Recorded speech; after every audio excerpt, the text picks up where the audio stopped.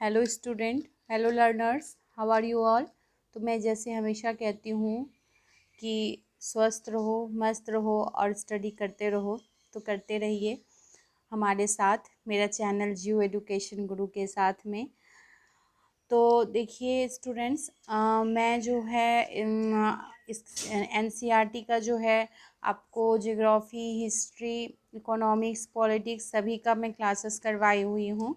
Complete मिल जाएगा उसका solution. तो आज मैं आप लोगों को जो है इसका अर्थशास्त्र जो है एनसीईआरटी का अर्थशास्त्र कक्षा 11 का चैप्टर 3 1991 के बाद जो है वो मैं आप लोगों को करवाऊँगी। तो आप जो है सबसे पहले जो इसके पहले का वीडियो है पहला और चैप्टर, तो आप पहला और सेकंड चैप्टर को देख ले, उसके बाद इस थर्ड चैप्टर को देखें तो आपके लिए ज़्यादा अच्छा होगा। आपको अगर अच्छा लगे तो आप प्लीज़ लाइक, शेयर और सब्सक्राइब ज़रूर कर दें फ्रेंड्स। और अगर आपको किसी भी तरह का नोट्स चाहिए तो आप मेरी टेलीग्राम चैनल पे ज्वाइन हो जाइए।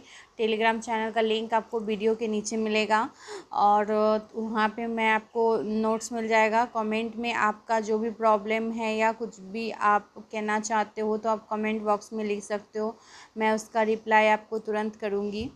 तो हमारे साथ बनी रहिए। चलिए हम लोग चलते हैं, तो स्टार्ट करते हैं। जो है सीबीएसई कक्षा 11 अर्थशास्त्र पार्ट 3 1991 की आर्थिक सुधार, इसका नोट्स है। तो इसको हम संक्षिप्त में समझेंगे क्या है ये। स्वतंत्र भारत में समाजवादी तथा पूंजीवादी अर्थव्यवस्था के गुणों को सम्मिलित करते हुए मिश्रित आर्थिक ढांचे को स्वीकार किया गया। भारतीय अर्थव्यवस्था की अक्षम प्रबंधन ने 1980 के दशक तक वित्तीय संकट उत्पन्न कर दिया। यानी ये क्या हो रहा है, भारत अब आज़ाद हो चुका है। स्वतंत्र भारत में जब मानते हैं उसके बाद जो है समाजवादी और पूंजीवादी अर्थव्यवस्था के गुणों को सम्मिलित करते हुए उसका मिश्रित आर्थिक ढांचे को स्वीकार किया गया। भारत सरकारी नीति और प्रशासन के क्रियान्वयन के लिए सार्वजनिक क्षेत्र और टैक्स कर सरकार के आय के स्रोत हैं। भारत में 1991 से भारत सरकार द्वारा कई आर्थिक सुधार किए गए। आर्थिक सुधार की आवश्यकता क्यों हुई, सबसे पहले तो ये क्वेश्चन उठता है, तो क्यों हुई। 1990 से 91 में भारत की जो आर्थिक स्थिति है बहुत दयनीय थी। 1991 के दौरान विदेशी ऋण के कारण भारत के सामने एक आर्थिक संकट उत्पन्न हो गया तथा सरकार विदेशों से लिए गए उधार के पुनर्भुगतान की स्थिति में नहीं थी। विदेशी व्यापार खाते में घाटा बढ़ता जा रहा था। 1988 से 1999 तक इसके बढ़ने की दर इतनी अधिक थी कि घाटा जो है 10,644 करोड़ हो गया। इसी समय क्या हुआ, जो विदेशी मुद्रा भंडार तेजी से गिर रहा था। 1990 से 91 यानी 1990 से 91 में भारत सरकार ने अंतर्राष्ट्रीय मुद्रा कोष से वित्तीय सुविधा के रूप में एक बहुत बड़ी राशि क्या किया, वो उधार ली। अल्पकालीन विदेशी ऋणों के भुगतान के लिए 47 टन सोना बैंक ऑफ इंग्लैंड के पास गिरवी रखना पड़ा। भारतीय अर्थव्यवस्था के सामने जो है मुद्रास्फीति का संकट था, जिसकी दर 12% हो गई थी। मुद्रास्फीति के कारण कृषि उत्पादों के वितरण और बाजार मूल्यों यानी खरीद मूल्यों में वृद्धि हुई। परिणाम स्वरूप बचत के मौद्रीकृत घाटे में वृद्धि हुई, साथ साथ आयात मूल्य में वृद्धि हुई तथा विदेशी विनिमय दर में कमी हुई। इसके परिणाम भारत के सामने राजकोषीय एवं व्यापार घाटे की समस्या उत्पन्न हुई। इसलिए भारत के सामने केवल 2 ही विकल्प बचे हुए थे। पहला, निर्यात में वृद्धि के साथ साथ विदेशी उधार लेकर विदेशी विनिमय प्रवाह में वृद्धि कर भारतीय आर्थिक स्थिति को बेहतर बनाए, राजकोषीय अनुशासन को स्थापित करे तथा उद्देश्यवरक संरचनात्मक समायोजन लाया जाए। उसके बाद क्या है, आर्थिक सुधार की मुख्य विशेषता। अर्थव्यवस्था की समस्या के समाधान के लिए भारत सरकार ने बहुत सारे आर्थिक सुधार किए।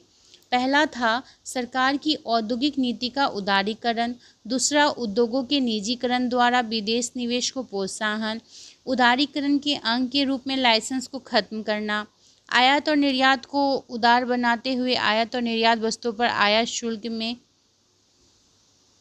कमी, जिससे कि औद्योगिक विकास के लिए आवश्यक कच्चे माल तथा निर्यात अन्य वस्तु के उत्पादन के लिए कच्चे माल का आयात तुलनात्मक रूप से आसान होगा। डॉलर के मूल्य के रूप में घरेलू मुद्रा का अवमूल्यन हो रहा था। देश में आर्थिक स्थिति में सुधार और संरचनात्मक समायोजन के लिए अंतर्राष्ट्रीय मुद्रा कोष तथा विश्व बैंक से बहुत अधिक विदेशी ऋण प्राप्त किया। राष्ट्र के बैंकिंग प्रणाली और कर संरचना में सुधार हुआ। सरकार द्वारा निवेश में कमी करते हुए बाजार अर्थव्यवस्था को स्थापित करना। अब है उदारीकरण, निजीकरण और वैश्वीकरण, जिसको हम लोग बोलते हैं LPG। ठीक है, तो ये देखेंगे कि क्या है ये LPG मॉडल क्या है। तो देखते हैं LPG क्या है। आर्थिक सुधार के नए मॉडल को LPG मॉडल कहा जाता है। इस मॉडल का प्राथमिक उद्देश्य भारतीय अर्थव्यवस्था को विश्व की बड़ी अर्थव्यवस्था के समक्ष तीव्रतर विकासशील अर्थव्यवस्था के रूप में स्थापित करना।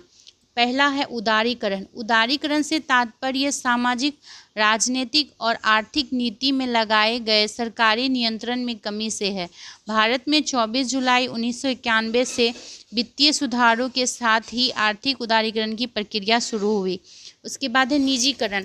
तो आप समझ ही रहे, निजीकरण से तात्पर्य क्या है, सार्वजनिक क्षेत्र में जो उद्यमों यानी जो उद्योग में लगे हुए लोग हैं, व्यवसाय एवं सेवा के स्वामित्व, प्रबंधन और नियंत्रण को निजी क्षेत्र को हस्तांतरित करने से है।